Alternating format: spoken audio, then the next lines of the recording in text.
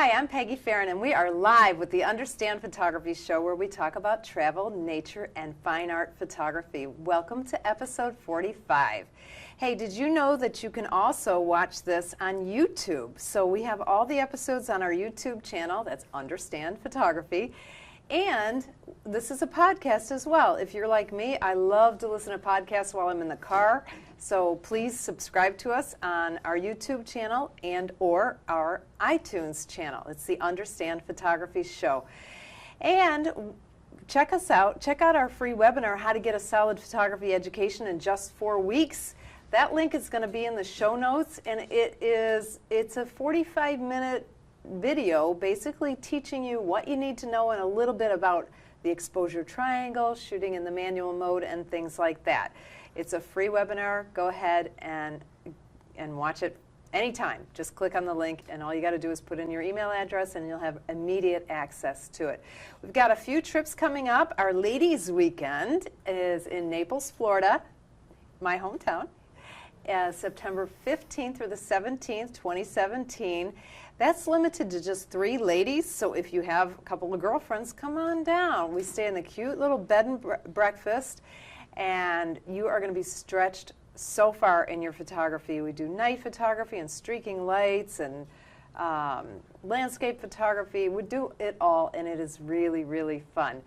Our Everglades trip this year, Joe Fitzpatrick leads that. That's January 25th through the 28th. And remember, we live here. We live practically in the Everglades. So Joe knows the Everglades like the back of the hands. He's going to take you to the best places for bird photography, landscape photography. It's really fun. Plus, we have all the proper permits. You're going legally.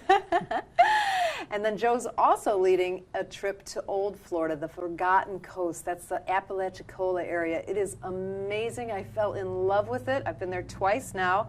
So Joe's leading a photo trip there in April. Those dates, exact dates, are to be announced, okay? But it's going to be the week of April 15th. We just don't know the exact dates yet. So plan all that.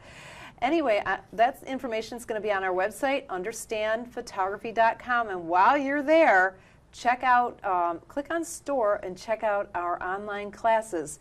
We've got several online classes, and you know our motto at Understand Photography is we simplify the technical. Joe has a new Lightroom class out that is, the reviews are, everybody's just going crazy. It is so good. He broke the class into 29 short little videos. So you learn a little bit, do a little bit, learn a little bit, do a little bit, rewind if you need to, but it's such a good way to learn. And then Joe explains things so well. He really follows our motto of we simplify the technical. We've got Photoshop on there, the Photoshop cram course, Elements cram course, and of course our signature course is the 4 weeks to proficiency in photography. And that is going to give you a strong foundation in photography. Understandphotography.com. Okay.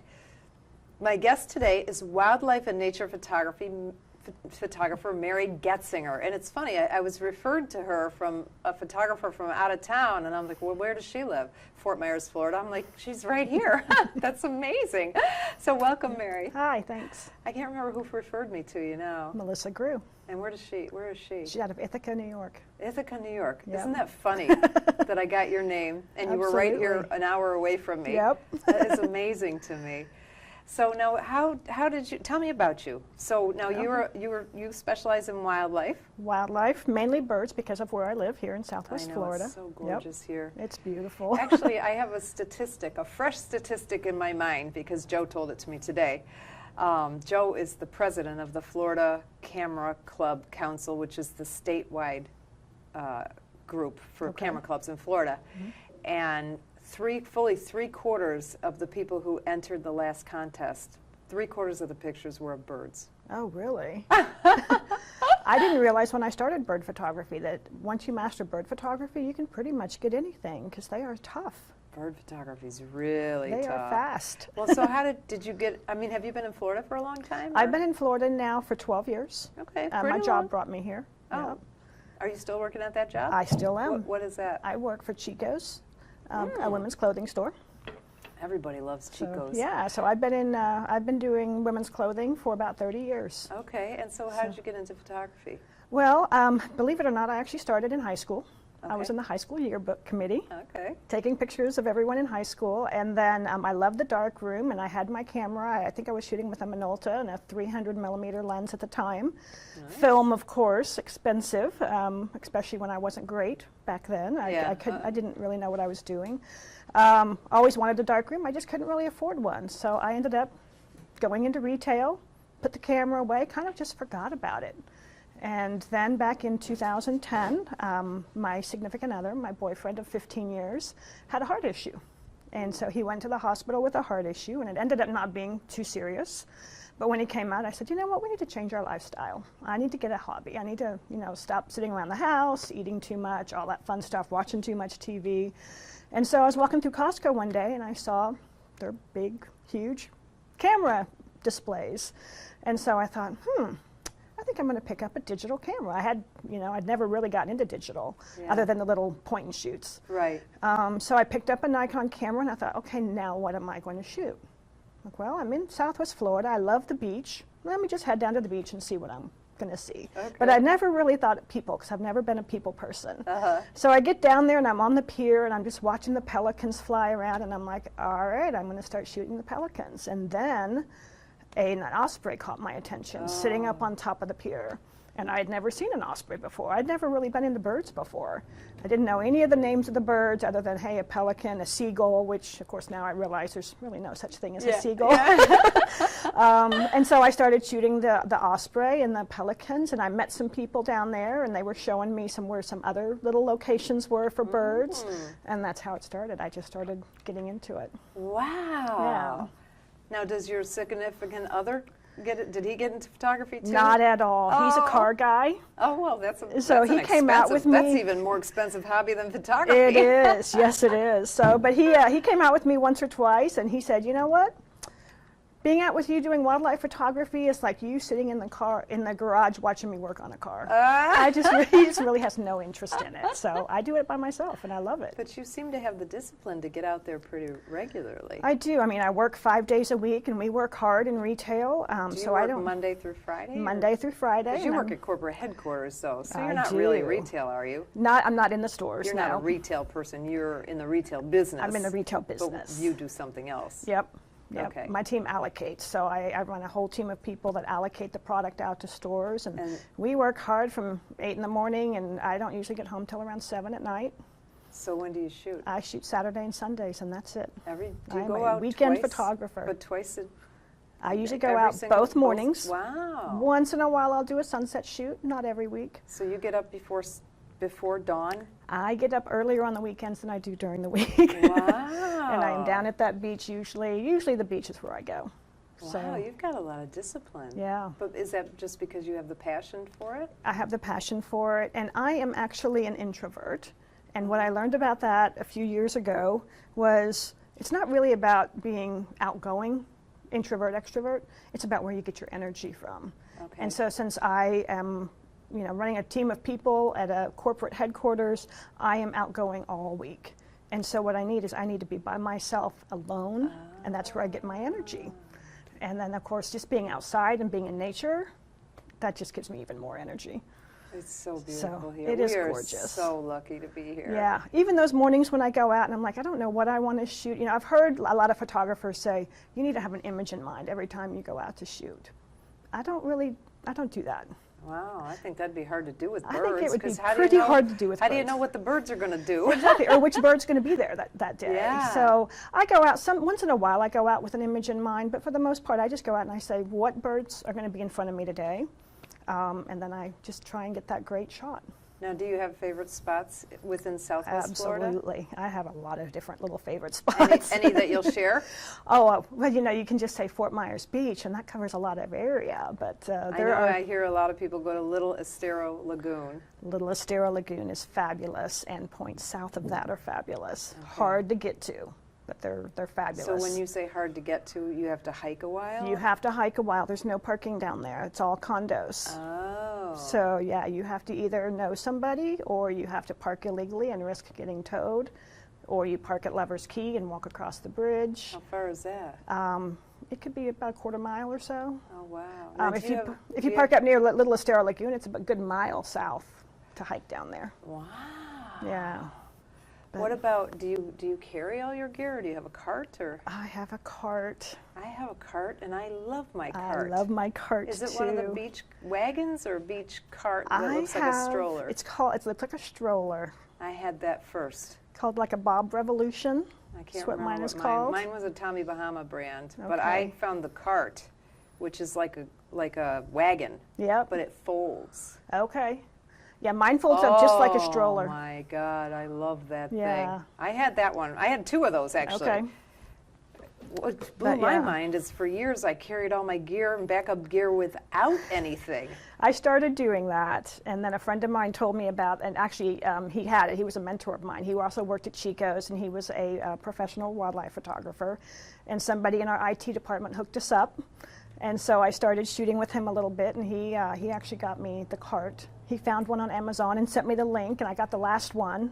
Oh, wow. Yeah, it's orange, unfortunately, so not Ooh. very good for camo. But people know me, especially down on the south part of Fort Myers Beach. The lady with the orange The lady cart. with the orange cart. I've actually had birders down there, you know, the bird stewards come down. And one time I was standing up, and I started talking to one, and they said, "What? Are you down here often? What's your name?" And I said, "Mary Goetzinger." And they're like, "Oh, I didn't recognize you standing up."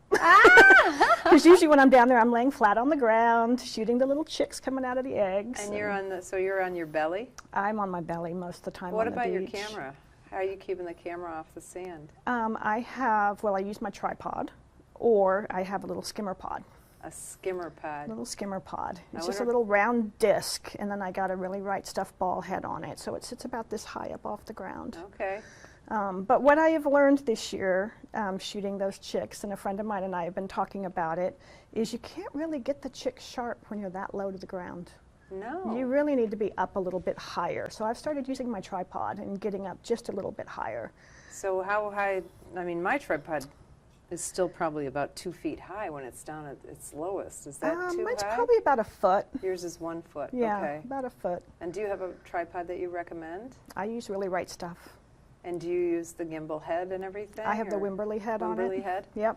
Okay. And Yep. that is really expensive, right? It's expensive and it's heavy, Oh, but yeah. but I love it. It's really sturdy and stable.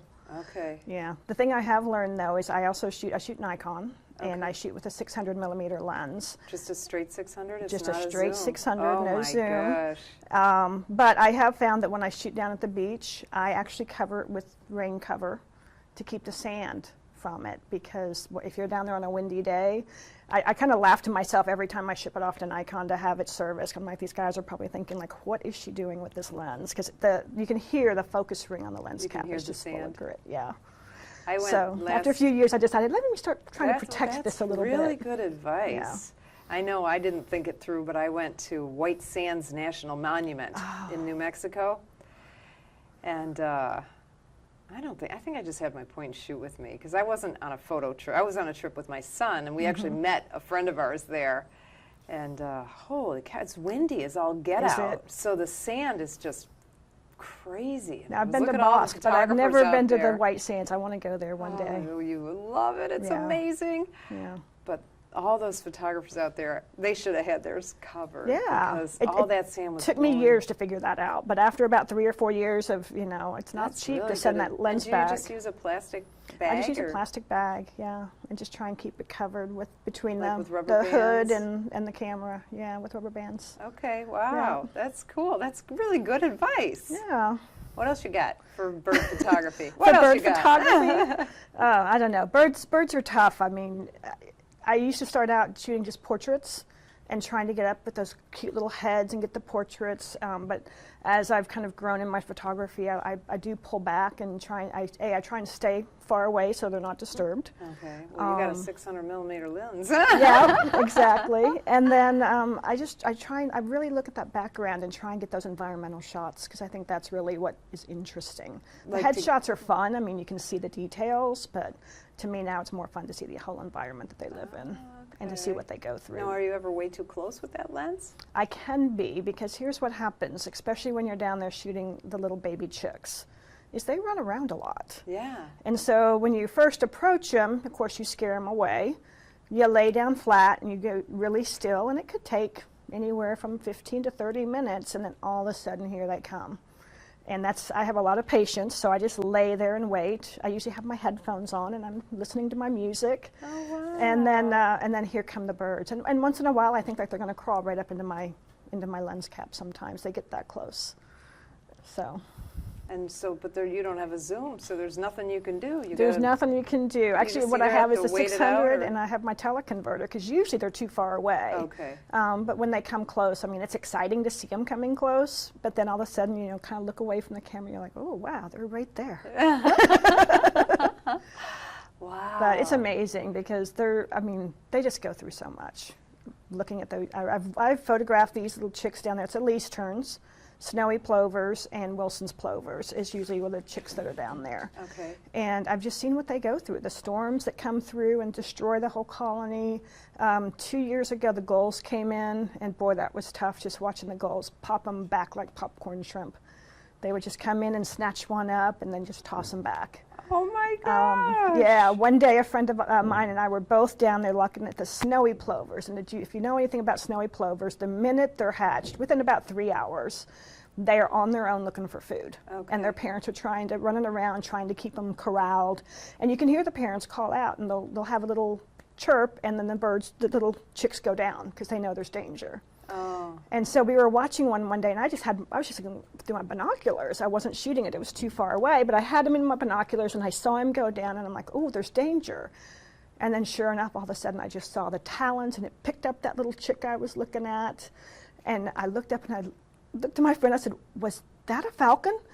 And she's like, "Yeah." And so we start looking at it, and it was, sure enough, it was a peregrine falcon. Picked up this little tiny chick. And all we could figure... Those are rare, too. Pretty to see rare. around here. But all we could figure was that falcon was probably feeding that chick to its chicks. 'Cause I'm like, what would a peregrine falcon want with something that tiny small? little thing. Yeah. Oh. Yeah. It's hard to watch nature. It is. It is hard. But you say peregrines are rare. I've actually had 2 encounters with peregrines on Thanksgiving Day 2 consecutive years in a row.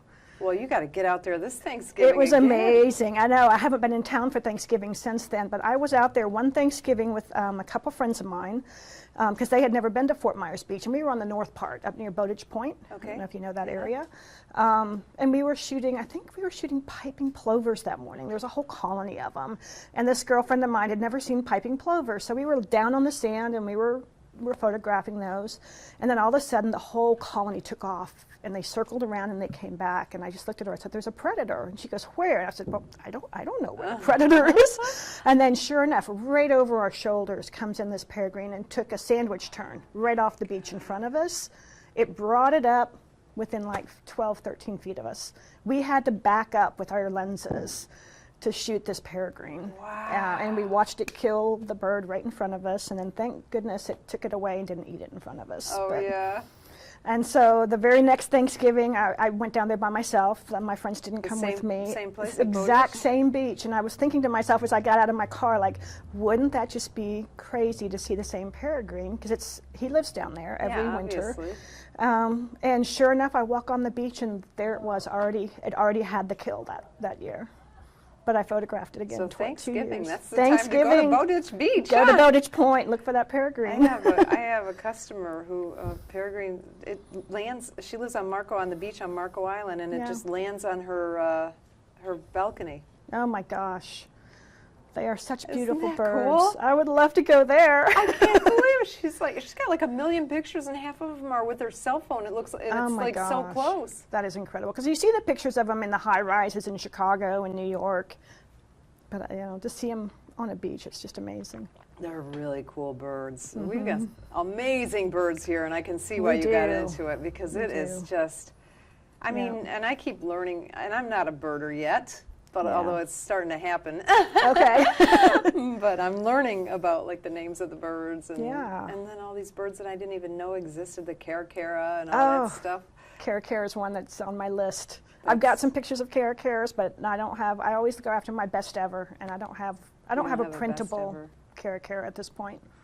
Well, they're So, here. he's Not on my lots of them list. though. They're pretty rare. No, I think you have to really go inland more for them, is what yeah, I've in the seen. Everglades is where we see them. Yeah, or I've just seen them just driving down, like, I can't remember the name of the road, but going across to West Palm, You go down is that Highway 80, I think. Yeah. I've just seen them along there once in a while, but usually we're like really? flying by and don't have time to We'll stop. have to remember but- that next time we go, Joe. Yeah. We'll have to go slow. Exactly. Go slow and carry a big lens. Yeah, yeah. Oh, that's cool. I hate it when I drive by though and there's the shot that got away. That happened to me once. We had just gotten a big fifth wheel and we were heading up to Orlando on Highway 17. And so here we are in a truck pulling a fifth wheel doing 65 miles an hour, and right by the side of the road there were 2 pythons up with their bodies You've got to entwined. be kidding me. And I was just like, please stop the car, please stop the car. He's like, there's nowhere I can stop and pull off the road safely here. Oh my God. I'm just like, oh, the shot that got away. Wow, that is a good shot. Yeah. That got away. I just couldn't even imagine. Like, Wow. Right on the side of the road. right on the side of the road. I don't know if they were fighting or mating, whatever it was they were doing, but yeah. It's Wow. been in my mind forever, but I Yeah. missed the shot. You could have shot them too, because they're not native. Absolutely. Absolutely. They hunt those now. Yeah. Hunt those things. Okay, so now you have made several trips to Yellowstone in the winter, right? I have, And yes. what's the big thing there? What's with Yellowstone? Well, first of all, I'd never been to Yellowstone. And why'd you go in the winter? And is so the I other decided question. to go in the winter just because I live in Southwest Florida and I hadn't seen snow in so long. And I thought, well, what a better way. And then I started reading about this one photography workshop. So the first year I went, I took a workshop because I didn't know what to do or where to go up there. So I started reading this workshop and they were telling you all about what you can see in Yellowstone in the winter. And the guy that I went with, he's like a natural history buff. And he knows all that there is to know about it. And so he really explained that in winter in Yellowstone, all the animals come down near the road because the snow's so deep everywhere else. So you can really get up close and personal with a lot of the animals. You get that cool white background. And you've got the cool white background, yeah. So that's why I decided to go. But living here in Southwest Florida, I'd already been here 7, 8 years. Gotten rid of all my winter clothes, so it was an expensive trip. Yeah. Had to buy all new clothes. Did you buy like a snowsuit kind of thing? You had to buy, I bought snow pants, snow suit, all the undergarments that go with that. Your the blood gloves, thins out when you live down here. the big hat. You had the mask that goes over your face for the really bitter cold. As a matter of fact, that workshop I went on, we started in Jackson Hole. And then we went up to Yellowstone. And one day in Jackson Hole was our coldest day, and we were out shooting in minus 37-degree weather.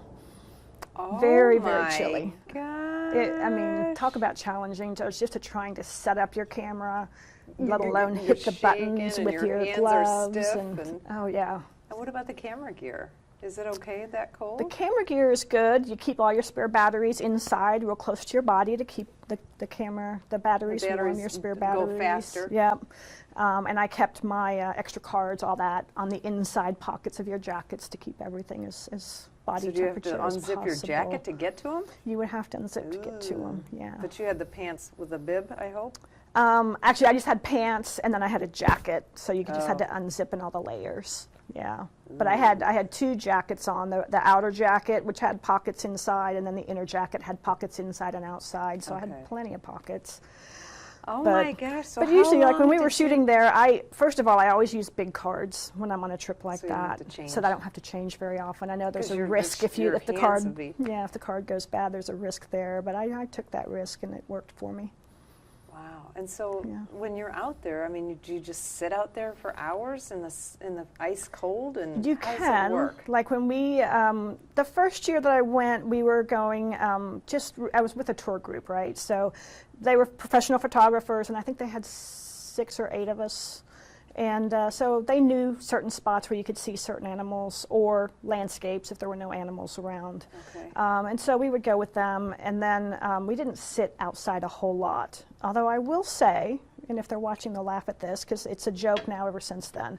One night they took us to this one place, and we were shooting elk on the side of the road, and we had the 2 trucks. And everybody else started packing up, but I was still shooting, and I didn't really think too much. And all of a sudden, I hear the truck start, and they drove away, and I was just standing there by myself. They left you there? They left me. And unbeknownst to me, until they got back and picked me up, it took them about 15 minutes or maybe 20. By the time they realized I wasn't there, then they turned around and came back to get me, and I was fine.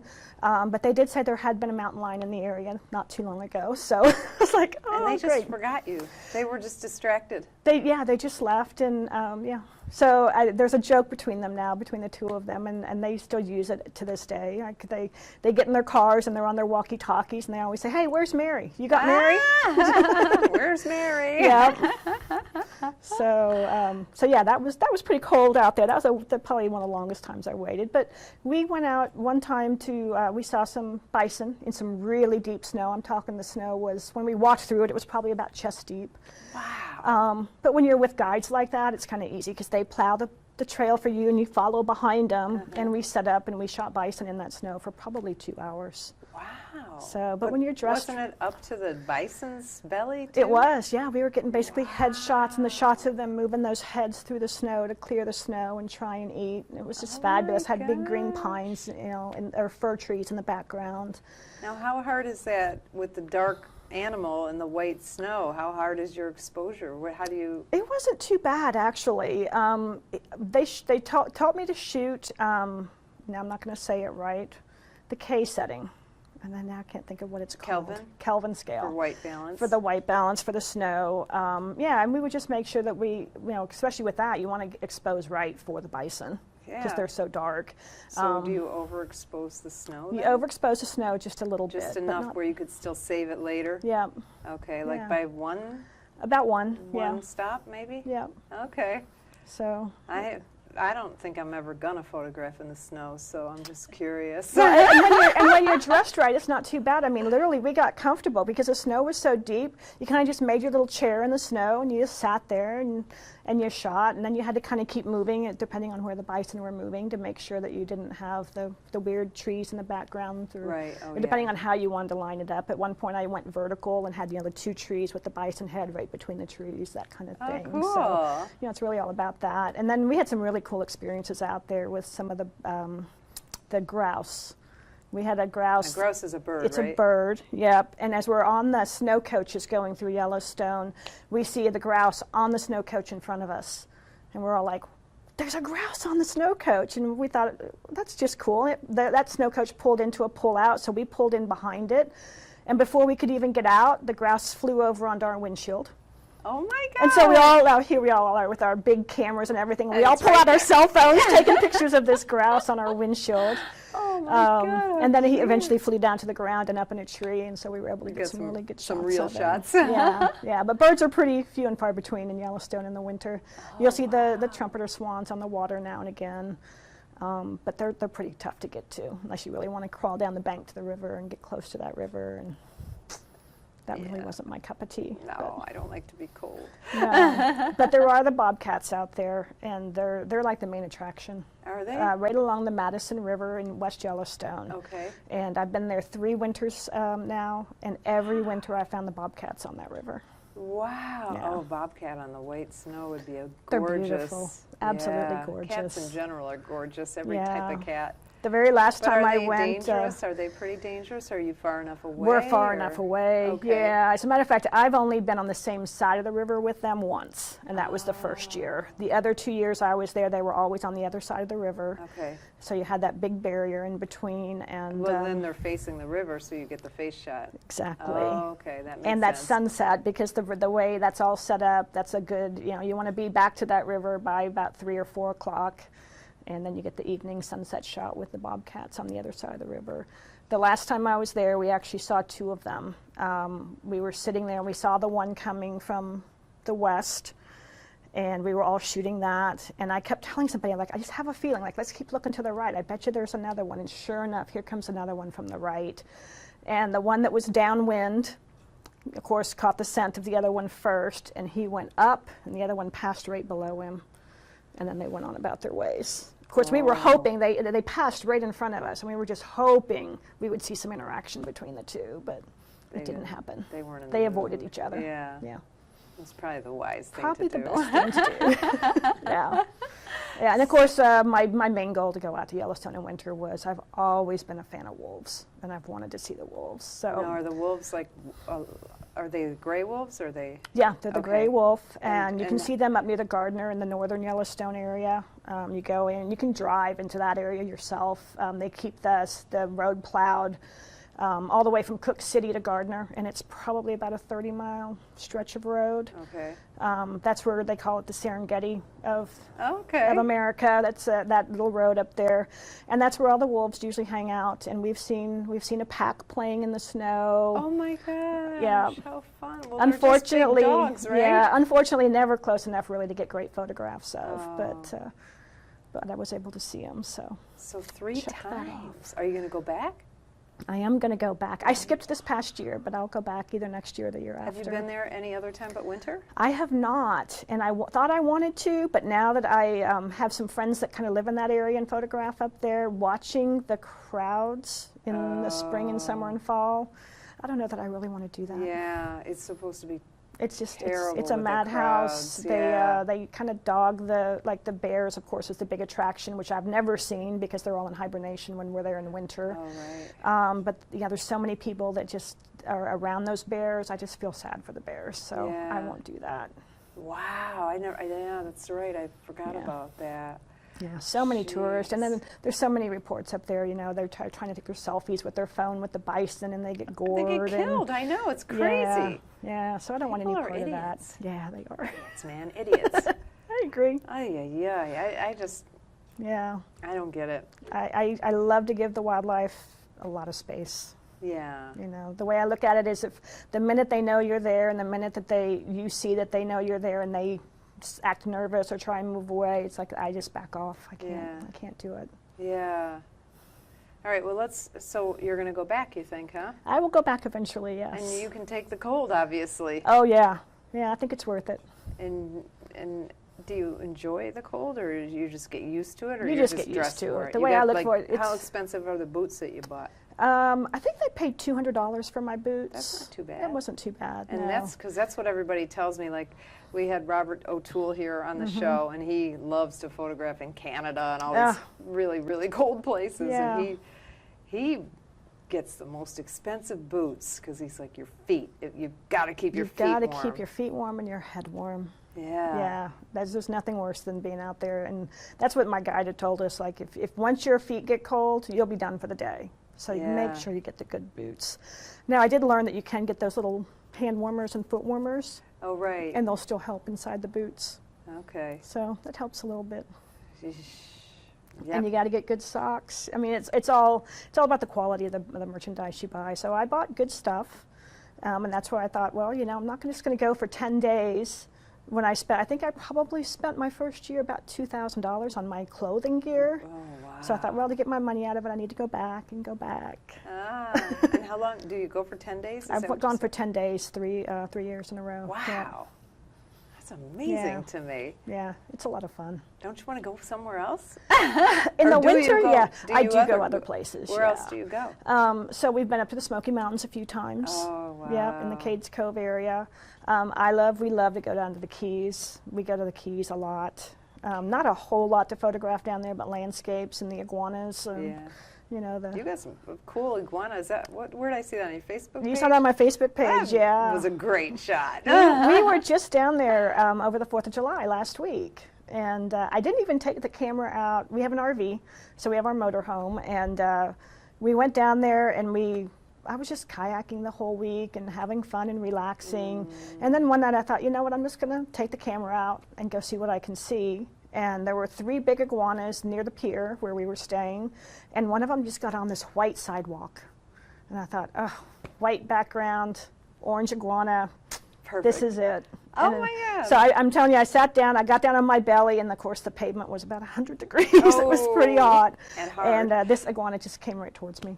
And I'm like, okay, just shot away. I think I shot for like 30 minutes, and I probably got 15, 20 amazing images Oh, my of that. God. That's Put the camera awesome. away and didn't even take it out They're again. such cool looking animals, aren't they? They are. They're like little dragons. They're invasive, so they're not good, but Yeah. I don't think they're as bad as the pythons, though. Probably Those not. suckers are bad. Yeah. They're bad, bad, bad. Although I have a friend on the other coast where I think the iguanas were eating the baby chicks coming out of the eggs. Oh, they were? Yeah. So they're bad, so too. they are pretty bad. Yeah. That's too bad because they're kind of cool. We don't have any over here that I've ever seen. I've not seen them over here yet. I never have. Joe and I and Marcel went to Stewart, Florida, and they have some invasive lizard that was so beautiful you can't Really? imagine. I can't remember the name of it, but I'll put it in the show notes. But it was blue and orange and something, just bright colors. It was so gorgeous, and Yeah. not as big as an iguana, but not small either, Right. you know? Because the first one I saw, I was like, oh my God, you guys, did you see that? But then they were all over everywhere. the place Yeah. in Stewart. But they were like from Africa or someplace. I forget where they Oh. came from. Crazy. Yeah, I never thought I'd like to photograph lizards and things like that, but frogs, snakes, lizards are some of my favorite subjects to photograph now. Isn't that funny? Yeah. I, Miss City Girl, never dreamed I'd be a swamp person, and I love going out in the swamp Oh, now. I mean, love we the go out to swamps. the water up to our Oh, waist. do you? and- No, I've never done a swamp walk like that. Oh my God! So what do you can't do? You wear believe the how bib overalls, beautiful- or- No. No, You just you wear just go in? nylon pants that will dry Okay. fast and tennis shoes. All right. Old tennis shoes. Yeah. Because they're going to get yucky. Okay.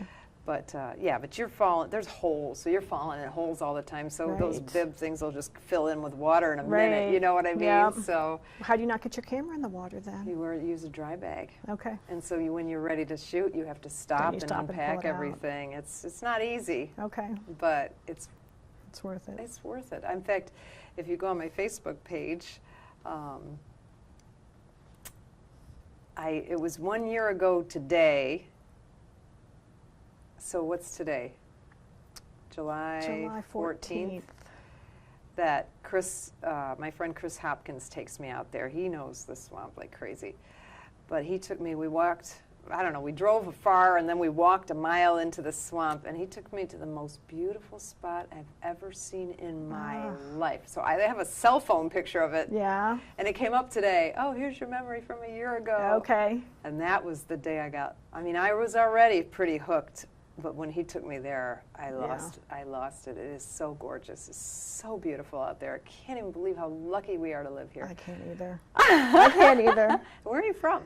Originally, well, I grew up in Oklahoma, but Okay, I was wow. born in Iowa, and we went from Iowa to Minnesota to Oklahoma by the time I was 5. Oh, wow. So you don't really, So Oklahoma's what you Oklahoma's what I know, and I was there till I was probably 25, and then I went to Texas. That's where I got into retail. Lived in Ohio for 7 years. I went out to Seattle for a few years, and how I wish I was into photography when I was in Seattle. I really wasn't, but I know. Well, I'm swapping homes with somebody for a month and going to Italy. And I started looking on the home exchange site, and I thought, I want to go to Oregon or Washington next time, I think. It is so so gorgeous. beautiful out there. I think I had my little point and shoot when I was out there, and I took just hundreds and hundreds of pictures, but now I'm like, oh, why didn't I get a DSLR then? Well, the timing wasn't right. Yep, it wasn't. Now, how do you know where the baby birds are? Like, is there like a time of year, or? It's definitely a time of year. Well, the burrowing owls are usually out in April, May For the babies. for the babies. My niece just moved to Cape Coral, and she has a burrowing owl family in her In her front yard. yard. Oh, Oh my God! I'm like, love oh my it. God, this is so cool. yeah. And I just learned about that just by trial and error and talking to people, Talking and to they would people. tell me. So and April, May for burrowing April, owl May for the babies. burrowing owl. God, So, those are the I cutest kind of little start things. with those for the chicks there, and then usually by May to June is the beach time. And For the shorebirds? for the shorebirds, Okay. yep. And I just had some friends who kind of told me about a couple places, and then I just kept looking and kind of stumbled upon this one that it's a gold mine, although it probably won't be for long, because a lot of it's the south point of Fort Myers Beach, Okay. and a lot of the homeowners down there, they've gotten their houses bought up by these corporations who are doing these massive homes, renting them out, and they have put in a permit. They've asked for a permit to put boardwalks across the critical wildlife area out to the beach for their renters. And apparently the state of Florida approved it very quickly, and now Audubon is fighting it. Wow. So Now, do Audubon you is actually belong going to take him to court over Do you it. belong to Audubon I do. Society? I So do. you probably find out stuff there too. Find out a lot of stuff there. Yeah, and yeah, so I've just donated some money to them because there were some people. There's, I guess, a big donor that's going to help match any donations to help wow. litigate these big boardwalks from being built across the critical wildlife area, because it'll take the tourist right out into where Which the means least the wildlife terns, is snowy gonna go. plovers. They're not yeah, gonna stay. they won't stay. And where will they go? I don't know where they're going to go anymore. Yeah. There's so little beach space left for them. Wow, that's So tough. that's one of my passions, is those little shorebirds. Oh, I know, they're so Yeah. cute. You get such cute baby bird pictures on your site. And Oh I my haven't even gosh. posted half of what I've taken. I mean, it's Oh just, my God, they're yeah, adorable. I've I got can hundreds see. and hundreds. Now, do you sell your artwork? I have sold some just through my Facebook page, and I've just recently got my website out there. Haven't really put a store on that yet. And then I've been in some, Chico's does a really good job of celebrating artists at work. And so I've done a couple employee art shows there. Oh, cool. And then I have my own show in September. So I'll be Where's doing that? at the Chico's corporate headquarters. Oh, okay. Yeah. Oh, that's awesome. Yeah, so that'll be my first show. Well, you know, I have a guest coming here to Naples, Florida, since you're a local person. Yeah. I can't remember the date. It's in November, but she is an art business consultant, and she taught here last year. Well, actually, we taught it together, called Selling Your Photography as Art. Okay. It's an amazing class. Ah. So keep I might on have our to mailing look into list. that for sure. But it's local. It's here in Naples. Okay. So I don't usually talk about the local stuff on the show too much. Yeah. Now, tell me about your story about what's about the dog. Tell me dog. the dog story. Okay, so this past February, it was actually February 26th, I know the date. I'd gone up to North Cape Coral, where there's some scrub jays in this one area. And so I just go up there once in a while, and actually a friend of mine had told me about some bald eagles, a new bald eagle nest that I had never seen before, and some great horned owls. So I started my morning looking for the great horned owls, never found them. I shot the bald eagles for an hour maybe, and I thought, well, I'm just gonna kind of hop up and check out and see if the scrub jays are still around. Well, I saw a couple scrub jays, but they're banded now, so I didn't want to really photograph them. So I was just in this area, and I don't know if you've ever heard of it. It's called Festival Park. It's next to Seahawk Park, where a lot of people fly their plane, their little remote control planes and things. There's not a whole lot of houses. It's just a lot of empty lots. Okay. And so I had been up there before, and I'd seen coyotes in the area before. So on this morning, I was just kind of hanging out, and I was in my truck, eating my breakfast bar, watching a falcon up on the phone wire, and not really shooting anything. And I just kept seeing something in my rearview mirror, my side view mirror. And I just thought it was a bird on the road behind me. I didn't pay much attention, but I just kept seeing it. So finally, I got my binoculars, looking through my mirror at what it was, and I saw it was a puppy. And so I grabbed my gear. I thought, oh, a coyote puppy. Grab my gear, I get out of the truck, and I turn around and to start set up to photograph it. Well, I scared it. It was coming towards me. Turned around, and it ran into this grassy area with a lot of tall grass. Took my truck over there, and I thought, well, if that's a coyote den, I don't really want to go in there and disturb them. Yeah. So I thought, well, I think and I didn't see the puppy running, so I knew it had stopped. So I thought, well, I'm just going to go ahead and leave. And I started to leave, and something pulled me back. And so I went right back to where I saw it disappear in the grass, stopped the truck, turned it off, sat in the middle of the road, and just started talking. And within a few minutes, I saw its little eyes behind the grass. You were talking to the dog? Talking to the dog. And I saw its little eyes, and I thought, oh, it is a puppy. A few minutes later, it ran out of the grass and just jumped in my lap. Aww. So I picked it up, put it in the truck, didn't even really think, like, are there more or anything like that? I didn't even think about it. Like, oh my gosh, a puppy. And so I take and I start leaving the area, and there's a little housing addition when you leave the area. And it was Sunday morning, a lot of people were outside, and I held the puppy up in my window. Did anyone lose a puppy? And So this was not a coyote puppy. was not a coyote puppy. Okay. And everyone was like, oh my gosh, no, we don't know whose puppy that is. So I texted my boyfriend, and I'm like, I found a puppy. And he's like, you're not bringing it home, are you? And I'm like, well, yeah, I am. Certainly I am. Brought it home, and we kept it. Aww. Yeah. We took it to the vet the next day, and she estimated it was about 8 weeks old when I found it. Cute. So I don't know if somebody dumped it out there or if it had run away somehow. Don't know. But it's your dog now. It was my dog now. And the first thing Ron told me was like, well, I wonder if there were more. And I'm like, oh, You didn't I think of it. wonder if somebody left a whole litter out there. I don't know. Oh. I went back the next weekend and ended up going into the grass where I found the puppy, and there was a den there. So it had found a little, either it was a gopher tortoise den or an old coyote den or something, but it had found a place to That's to where call it was home. kind of living. Yeah. Aw. It Yeah. being a boy or a girl. It's a boy. And what's We his name? named him Buddy. Buddy. Yeah. What kind of dog? The vet doesn't even know, but he's 6 months old and he's 10 pounds. So he was 4 pounds when I found him. Aw. So we think he's like a Chihuahua, something Oh, little, how cute. some little thing. What yeah. color? What color? Brown. Aww. He's brown. Yeah, and when we went to the Keys last weekend, we kayak a lot, and we got him a little vest, and we taught him to be a kayak dog, and he loved it. He Oh, absolutely that dog got loved lucky it. when he found you. He is a lucky dog. Yeah. Oh, that is so sweet. Yeah. I love that. So that could happen to any wildlife photographer when you're out there. You never know what you're going to Yeah. find. Cape Coral is a strange place too. It is. Because it's I think somebody told me it was the largest, geographically the largest county in Florida. Oh, is it? Or not county, it's not a county. City maybe? City maybe? I don't know. Yeah. But it's huge and there's It a is. lot of empty lots. There's a lot of empty lots out there. And I'd heard about a year ago is when I heard that the coyotes were kind of coming in and getting very aggressive with the trash and whatnot. And that's about a year ago is when I saw the coyote out in this area. Wow. So Have you ever photographed a coyote? only out in Yellowstone in winter. Wow. Never one here, but it's the one day I saw one out there. Of course, as soon as I stopped my truck, he just took off, Yeah.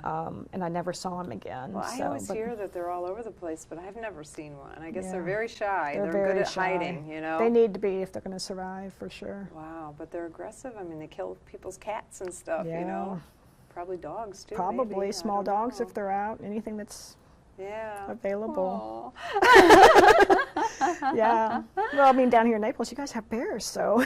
Yeah, we do. We have a lot of bears, actually. Yeah. I've never seen one, but I have a lot of friends who live out in Golden Gate Estates, and Yeah. they, you know, you got to really keep your trash, You do. you know, in the garage until it's ready to go out, and make sure it's sealed and all that other Yeah. stuff, because just a little bit of smell and they can knock those garbage cans They over. can. And, Speaking of bears, I have been shooting, I think, with somebody else who's been on your show, Bill Lee. oh, well, when you said you went to Cades Cove, that made me think of Bill Lee. He's Yeah, amazing. He's amazing. Now, I didn't meet him in Cades Cove. I went up to Orr, Minnesota with him and shot the bears up in northern Minnesota. That's where he was talking about, Yeah. that he and his wife fell in love with the bears up there. Amazing so experience. You went up to, I went did up there that. last August, and I'm going up there again. And he was the in August. leader of the Yes. tour. He's Yep. pretty amazing from Yeah. what I hear. Yeah, it's He was a great great guest. experience. I'll Great experience. I'll put I don't remember what episode that was, but Yeah. I'll put it in the show notes because Yeah. he's worth watching. He's He a very is. passionate guy. In fact, I knew who he was because he wrote a book or did a photograph book on the Everglades. Oh, yes, he did. So yeah. I knew who he was because I had seen his book, you know, everywhere pretty much. Mm-hmm. And when I started the show last September, actually, Artie Morris was my very first guest. I was so lucky. What a great guest he was. Yeah. He's amazing, amazing. Anyway, I started looking, you know, for photographers who might be in this area. And so I knew about him, so I looked him Okay. up and I said, "Are you coming to, you know, this area?" And he said, "Yeah." Every I spring, recorded think it with he does him it. because Yep. he was here, you know, not on a Friday Okay. at 4, but Right. but yeah, he Yeah, I'm stopped kind of wondering by. how you got him because I know he comes down for a workshop every spring. Well, so. what I'm learning is a lot of people come to They Florida. So They do. I've had some pretty famous photographers on this show because they Yeah. all come to. Everybody wants to come to the Everglades. Absolutely. So we're so lucky we're the ones. In fact, Joe was helping one of the more famous photographers with his Everglades tour because Okay. we're the ones who know the Everglades. We live Yeah. here, you know. Yeah. So it's pretty. Well, that's what pretty somebody cool. told me when I first got into it. They said, you know, once you start to know people, they'll start calling you when they come down here to get your locations. And sure Yeah. enough, yeah, some of them do. That's cool. Mm-hmm. That is cool. And how do you get to know all these photographers? Now, are you active in an association or? Not really. A lot of them do come down here, and I've met them through other photographers that I know, and so that's how I met Melissa. And then I've met a couple other photographers that way, and so then they just contact me when they're in town. Oh, okay. Yeah, and then I've taken a couple workshops, so Yeah, you know 'em always that meet way. people in workshops. Yeah. Yeah. Yeah. And then, So I mean, I enjoy taking workshops myself. I think I learn do from other too. people, and I learned so much on this show, things I think, oh, I'm so smart, I know all this stuff, and then it's like, oh, I didn't know that. Yeah. And especially, I mean, I would recommend workshops just because that way when you're going, especially when you're going somewhere you've never been, saves you a lot of time. Oh, yes. Because, you know, when I go to Cades Cove, of course, they're captive there. It's like I would almost call it like a zoo at this point. You know, it's a 12-mile loop, and you're just in a line of cars with other people, and then if you see something, you see something. But then I was always afraid to go out hiking, because you can hike in Cades Cove. Well, Bill Lee. And get out. But I was always afraid because I didn't really understand bears, and so I was afraid of bears. But now that I've been with Bill and Chris Norcott is the other person who leads his workshops with them. And now that I've been with them, I'm not afraid of bears anymore. He kept assuring us that we shouldn't be afraid of bears. You shouldn't be afraid of bears. I don't know. They're kind of big. So the last time I went to Cades Cove after I took his workshop last August, I went up there in fall and I went out hiking. Now, I didn't see any because you kind of have to. It's the same here with alligators, though. Yeah. I mean, you should be afraid of them because they can hurt you. Yep. But they're probably not going to. Right. They're not that interested in you. Someone told me that you want to be more afraid of the wild boars here than an alligator. And I would believe that. That's probably true. Yeah, the wild boars they'll be a little bit more aggressive. Yeah. I mean, unless the gator's fed, the gator's going to run away from you 9 times out of 10, most likely, right? Usually they just sit there. I wish they would run away. Because I was like, I got to walk around your mouth. and I wouldn't get too close still. I know that they're probably not going to do anything, but I'm still scared when you got to walk because, you know, there's old logging trails in the Everglades. And, you know, we don't generally take our customers because it's pretty rugged where we go, you know. We take our customers to a little safer areas. But these old logging trails, they call them trams, they're pretty narrow. They're like maybe 6 to 8 feet wide. Well, if an alligator decides to lay in the sun, you got about a foot to get around his mouth. You've walked around him that close? I've done it many times, and I don't like it. I've never been that close to one. I've done it. It's scary. Yeah. Even like when I go, this Chris that I was telling you about, he doesn't admit it, but you could see he's scared too. Yeah. They're scary things. They are. I mean, I've seen how fast they can move, so that's why I'd be afraid to be that close to one, because they can move fast. Well, same with bears. Well, yes, they can. That's my whole point. Yeah. You say don't be afraid of them, but... Now, a grizzly bear, I think I would be afraid of, but they're more aggressive, right? A black bear. Now that we don't have grizzly bears in Florida, right? We just have black bears, I believe. That's it. I don't think we have any other kind of bears. Yeah. I mean, basically what Bill and Chris say, they just say, you know, just talk to them, show them your hands, and they'll understand you don't mean them any harm. I mean, I guess you could still run across one that's just in a bad mood or whatever, but... Yeah. You should have a healthy fear of anything that could seriously hurt you. Oh, for sure. I agree. And I have a healthy fear for water, too. I mean, water can hurt you pretty bad, too. Yeah. What do you mean by that? Water, just fast-moving water, riptides, floods, that kind of stuff. Yeah, I have a very healthy fear of water. Unfortunately, we have too many people drown from the undertows, the riptides and that. Yeah. That is tough. All right. So what's your next trip? My next trip is going back to Minnesota to see the bears with Bill again in August. Yeah, so in about a month from now, I'll be up in Minnesota. And then I have scheduled a trip next June to go for my first time ever to Alaska to photograph the grizzlies and their cubs. You are going to love that. Cannot wait. So I've already got my guide. He's been up there for years and can take us right out with the babies. Mom and babies clamming on the beach and wow. Yeah. Now everybody I know who's ever been to Alaska it's like the same response as people who have gone to Africa. They just Africa's on my bucket list. I just don't have a trip planned there yet, but I do want to get there. I have a friend who tells me like once you go, you'll never regret it, and you'll just keep going back. Yeah, I know my friend Anne Marie. She went and she's going back because she just loved it so much. Yeah. Just craziness. I have never been to Africa. I am talking to some people. A guy here does photo trips to Africa, so we'll see. Yeah. We'll see. I'm kind of into this house swapping thing right now. That sounds fun too, though. Yeah, I mean, it costs $150 a year to belong to the website, and then, I mean, I'm going to have a free place to stay for a month. Awesome. And then they come live in your house and then, here? Yeah. I mean, it's cool. And I'll have to it's look good into for me that. because they're going to take care of my cat, and Yeah. so it's like, because normally I get house sitters when I leave, so this way I don't even have to worry about a house Right. sitter, and it's a little scary because you don't know them, but Right. I'm staying in their house, so chances are they're going to be respectful. You would and- think so. Yeah, yeah. Yeah. So it's kind of cool. We'll see how it Yeah. goes. But we did buy a motorhome, so that's the retirement plan. Oh is, man, you I know, tell you, as soon as once you I started can talking about that, I was once jealous. I can finally afford to retire, I'll just rent the house out here and take the motorhome out. I want to spend like 3 months in Alaska, a couple summers in a row. Love to see Canada, but in the summer. Yeah. Yeah. I have a very, very close friend who finally called me last night, but he runs a fishing lodge in northern Ontario in the summers. And he lives here in the winter, and so he goes up in the middle of May and he comes back in the middle of August. So this year he didn't call me until last night, so I haven't talked to him in a long time, and I said, well, how's your, how'd it go so far? Well, he's still turning on the heater at night. Ugh, And during the day it's nice, Yeah. but he still needs the heater at night. at night. And what is it, July 14th? Yep. Yep. It's cold up there. It is. It is. Well, I mean, I lived in Seattle for 2 years, and yeah, it gets it. Even in July, it's still pretty chilly Yeah, sometimes. I don't like to be cold. Yeah. The longer I've been in Florida, the more I'm like, I think being warm is better. I agree. I agree. And my aunt and uncle have done this for years. My aunt and uncle retired. He must have retired at least 10 years ago. And they sold their house. They have their motor home.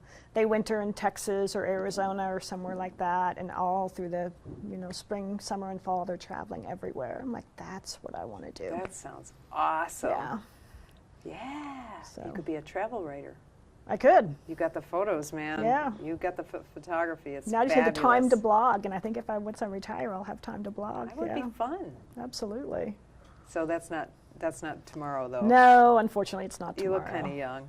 Not too much. I'm hoping in 6 to 8 years. Oh, Yeah, nice. yeah, we'll see. Wow, that's cool. All right, so you got your travels chosen. Your website is going to be on our show notes on Understand Perfect. Photography, but tell me what it is. Lightasafeatherphotography.com. Lightasafeatherphotography.com. Yep. Because Goetzinger is too hard to spell. That's right. It is. It was going to be Mary Goetzinger Photography, but I'm like, yeah, that's just not catchy. Getzinger Yeah. is tough. You could say Mary G. I could. A lot There of might people be have called other me Mary that for Gs. years, Mary G. Mary G. So, but I was M-E-G. M-E-G. MEG is Mary Elizabeth Yep, Goetzinger. that's right. Neg Photography. No, I don't know. Well, I was looking at all the other photography websites, and a lot of people use light and different things in there. So I'm like, okay, let me think of something I can use That's with cute. light. I like it. It's fitting for a And it's bird fitting for a because you're bird mostly a bird photographer. photographer. I love Yeah, that. yeah. My uncle, who's no longer with us, but he was when I first started my photography, said I need to call it Stillwater photography. And so when I started out, I used that, but I'm like, that just sounds more like landscape to me. Yeah, yeah. No, the light of that's So, cute. I like yeah, it. Thanks. It's different, Yeah, but it's unique enough. It's easy to remember. it should be easy to remember. I'm Sometimes people hoping. have stuff that's just hard to remember. Yeah. So that's easy to remember. So, all right. So we got your website. Yep. We know what you're doing. We know what you're up to. All right. Will you share some of your pictures so I can put them on the show note notes? Absolutely. Maybe 5 or 6 pictures, but Yep. then we'll link to your site so they can see your whole gallery. Perfect. Okay. Yeah. Sound like a plan? Well, Sounds thank like you a for plan. being on the All show. right, thank you. Remember to check the show notes on understandphotography.com. And while you're there, look around. We've got hundreds of articles about photography, about how to do different things, Photoshop techniques, reviews about cameras, all kinds of stuff. And of course, click on training or store to see our schedule of online classes and workshops coming up. Next week on the Understand Photography show, my guest is going to be Everglades photographer Robert Chaplin. You guys already know I love the Everglades, so Robert is an amazing photographer of landscapes in the Everglades. So tune in here on the Understand Photography Facebook page at 4 p.m. Eastern Daylight Time next Friday to watch the interview live, or you can watch the recordings on YouTube or listen on iTunes. Please, please, please, if you would do us the huge favor of leaving us a review either on iTunes or YouTube. It's really helpful. Comments on the YouTube videos really help us. So thank you so much. I'm Peggy Farren. Thanks for watching episode 45 of the Understand Photography Show. We will see you next week. Get him!